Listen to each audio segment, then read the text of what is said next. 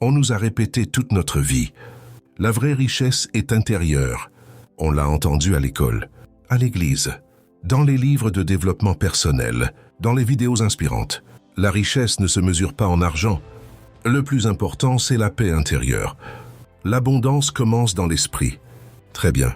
Mais personne ne nous a expliqué comment cette richesse intérieure peut devenir concrètement des millions. Personne ne nous a montré le pont. Alors on reste confus. On médite. On visualise une maison plus grande. On imagine un compte bancaire rempli. On répète des affirmations devant le miroir. Je suis abondant. L'argent vient à moi facilement. Je suis une énergie de prospérité. Mais la réalité reste la même. Le compte bancaire ne bouge pas. Les factures arrivent. Les responsabilités augmentent. Et à un moment, une question surgit. Une question qu'on n'ose pas toujours poser. Si la richesse est intérieure, pourquoi certains restent pauvres toute leur vie?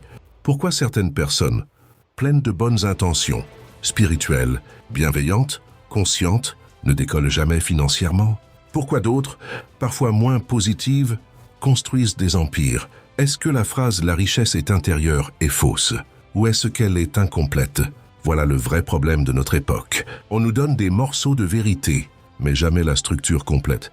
On nous dit « travaille sur ton mental », mais on ne nous dit pas comment transformer ce mental en valeur économique. On nous dit « élève ta vibration », mais on ne nous apprend pas à créer une offre, à comprendre un marché, à structurer un système. On nous parle d'énergie, on oublie la stratégie. On nous parle d'intention, on oublie l'exécution. Et alors un décalage se crée, un décalage dangereux. À l'intérieur, tu veux grandir. À l'extérieur, rien ne change. Et ce décalage crée de la frustration. Tu commences à douter. Peut-être que ça ne marche pas. Peut-être que c'est une illusion. Peut-être que la richesse intérieure est juste une consolation pour ceux qui n'ont pas d'argent. Mais attends, respire. La richesse commence bien à l'intérieur, c'est vrai, mais elle ne s'arrête pas là. La richesse intérieure n'est pas une destination, c'est une fondation, c'est la racine. Et le problème, c'est que beaucoup s'arrêtent aux racines. Ils cultivent la paix, mais ne construisent rien. Ils développent la conscience, mais ne développent pas de compétences. Ils visualisent l'abondance, mais n'apprennent pas à vendre. Ils cherchent l'harmonie, mais évitent le risque. Or, la richesse financière n'est pas magique, elle est structurelle. Elle obéit à des lois économiques, des lois psychologiques, des lois stratégiques. La richesse intérieure te donne la capacité, mais la richesse extérieure exige un système. Imagine un arbre. Les racines sont invisibles, elles sont profondes, elles sont silencieuses. Mais si l'arbre ne pousse jamais vers le ciel, il ne donnera jamais de fruits. Tu peux avoir les racines les plus solides du monde. Si tu refuses de t'exposer à la lumière, au vent, aux tempêtes, il n'y aura jamais de récolte. Voilà ce qu'on ne nous a pas expliqué. La richesse intérieure te prépare. Elle ne te remplace pas l'action. Elle te rend capable d'agir. Elle te rend capable de supporter le rejet. Elle te rend capable de continuer quand les résultats ne sont pas immédiats. Elle te rend capable de penser long terme. Mais ensuite, il faut bâtir. Il faut créer de la valeur. Il faut résoudre un problème réel pour un grand nombre de personnes. Il faut comprendre que l'argent n'est pas une récompense morale. C'est une conséquence de la valeur perçue. Et cette valeur doit être visible. Elle doit être structurée. Elle doit être distribuée. Voilà le pont que personne ne nous a montré. La richesse commence à l'intérieur, mais elle se matérialise à l'extérieur par la compétence, la stratégie, le courage, la constance, le système. Sans cela, la richesse intérieure reste un potentiel magnifique, mais inexploité. Et un potentiel inexploité devient frustration. Aujourd'hui, on va briser cette confusion. On va reconnecter l'alignement intérieur et la construction extérieure.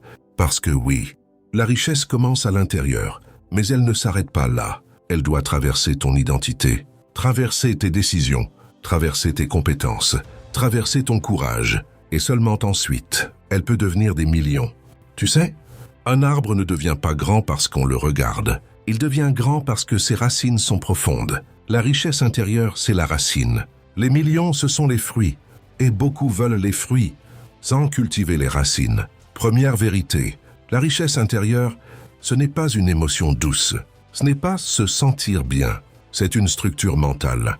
c'est la capacité à penser long terme, supporter l'inconfort, rester discipliné quand personne ne regarde, continuer quand les résultats sont invisibles.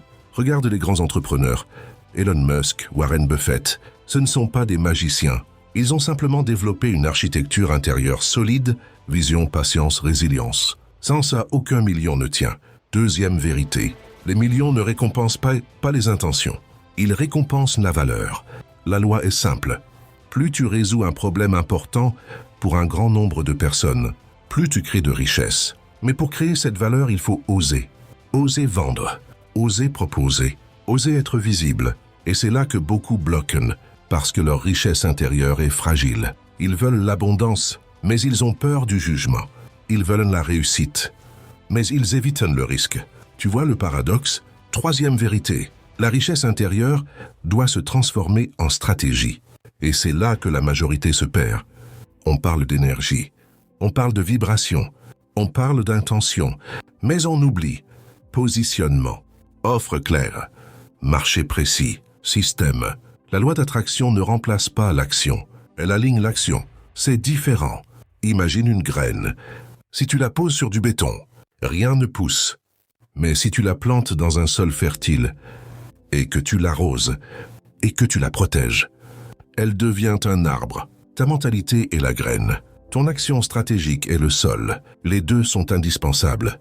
Beaucoup disent « Je visualise l'abondance ». Mais ils n'ont jamais étudié comment fonctionne un marché, comment créer une offre irrésistible, comment vendre éthiquement, comment créer un système automatisé. La richesse intérieure sans compétence reste une intention. La compétence sans richesse intérieure explose sous la pression. Les deux ensemble créent l'abondance. Écoute bien ceci, les millions ne sont pas une récompense spirituelle, ils sont une conséquence économique. Et l'économie obéit à une règle. Valeur fois volume égale argent. Si tu aides 100 personnes, tu gagnes peu. Si tu aides 100 000 personnes, tu gagnes beaucoup. Mais pour atteindre 100 000 personnes, tu dois penser grand, supporter les critiques, rester constant. Et ça, c'est intérieur. Il y a une phrase puissante de Jim Rohn. Le succès n'est pas ce que vous obtenez, mais ce que vous devenez. Et c'est là la clé. Les millions sont une conséquence de ce que tu deviens, pas de ce que tu désires. Alors comment transformer la richesse intérieure en millions? Voici le pont. Étape 1, clarté, savoir précisément quel problème tu veux résoudre. Pas « je veux être riche », mais « quelle transformation puis-je offrir ?» Étape 2, compétence. Développer une expertise réelle, pas seulement lire, pratiquer, tester, améliorer. Étape 3, offre. Créer une solution claire et structurée. Produit, service, programme. Quelque chose de tangible. Étape 4, distribution. Apprendre à vendre, pas manipuler. Vendre, c'est aider quelqu'un à prendre une décision bénéfique. Étape 5, système. Ne pas dépendre de ton temps. Créer des mécanismes. Automatisation, audience, effet levier. Voilà la vérité. La richesse intérieure est le carburant. La stratégie est le moteur. L'action est le mouvement. Les millions sont le résultat. Maintenant parlons de la loi d'attraction. Parce que beaucoup l'ont mal comprise. La loi d'attraction n'est pas magique. Elle fonctionne ainsi. Tu attires ce que tu es prêt à soutenir. Si ton identité intérieure est limitée, tu repousseras inconsciemment les grandes opportunités. Si ton identité est solide, tu attireras, reconnaîtras et saisiras les occasions. C'est une question d'alignement. Pensée, émotion, action. Quand les trois sont alignés, l'abondance circule. Mais attention, visualiser sans agir crée de la frustration. Agir sans alignement crée de l'épuisement. L'équilibre crée la croissance. Et c'est exactement ce que j'ai développé en profondeur dans mon e-book. Les clés de la loi d'attraction. Attirez l'abondance dans votre vie. Dans ce livre, je ne parle pas de rêves flous.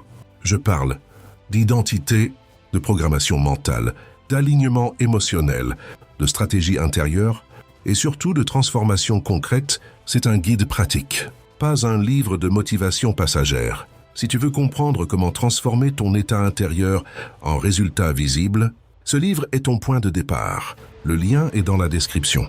Souviens-toi de ceci. L'argent amplifie ce que tu es déjà.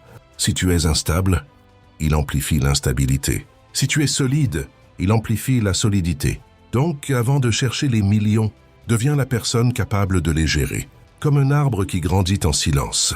Les racines d'abord. Les fruits ensuite. La richesse intérieure ne remplace pas la stratégie, elle la rend possible. Les millions ne sont pas une chance. Ils sont la conséquence d'un alignement. Et aujourd'hui, tu as le choix. Rester dans la confusion ou construire tes racines. Parce que l'abondance n'est pas un miracle, c'est un processus. Et ce processus commence maintenant.